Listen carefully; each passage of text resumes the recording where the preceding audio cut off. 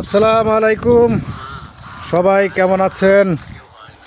Russia থেকে আমি শওকত আপনাদেরকে জানাচ্ছি অগ্রিম ঈদের শুভেচ্ছা ও অভিনন্দন। আসলে এখানে তো ঈদের আমেজ দেখতে পারছি না, তো ঈদ তো আসে নাই, আরও এক সপ্তাহ বাকি আছে। তো যাই হোক, এখানে প্রচণ্ড ঠান্ডা, সামনে পিছনে যেদিকে তাকাই শুধু বরফের মরুভূমি।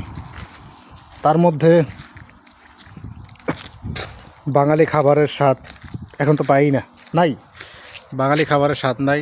তো সব মিলিয়ে মোটামুটি ভালো আছে।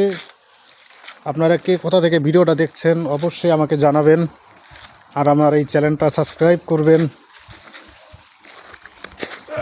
আর দোয়া করবেন যাতে একটু ভালো থাকতে পারি। এই হচ্ছে আমাদের ফ্যাক্টরি, এই যে পিছনে আমাদের এটা ফ্যাক্টরি। আর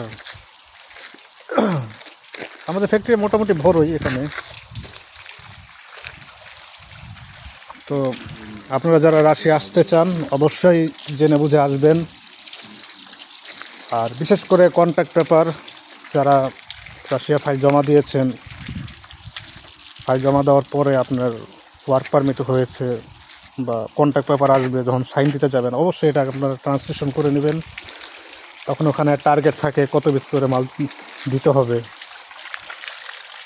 ঠিক আছে? এগুলো জেনে শুনে আসবেন। এটা কিন্তু আপনার ডকুমেন্টের উপরেই কথা বলে। আপনি যদি সেটা না পারেন বারবার সেটাই বলবে, তুমি পারো, তুমি ডকুমেন্ট দেখে আসছো, সাইন দিয়েছো, এই বিষয়টা মাথায় রাখবেন। আর এখানে লেআউট সিস্টেম কোনো কাজ হয় না। যারা আপনার ইন্ডাস্ট্রিয়াল কাজ যারা করেন, বিশেষ করে গার্মেন্টস সেক্টর, এখানে লেআউট সিস্টেম কোনো কাজ নেই। এখানে কমপ্লিট বডি করতে হয়। তবে রাশিয়া আসেন, যদি কাজ জানা থাকে ভালো, আপনি যদি ভালো কাজ জানেন তাহলে আপনি অ্যাপ্লাই করেন। আর যদি দুই একটা বছর শিখছেন, কোনোরকম মেশিন চালাতে পারেন, তাহলে আসার দরকার নেই, অন্য সেক্টরে যান, ওইখানে ভালো আছে।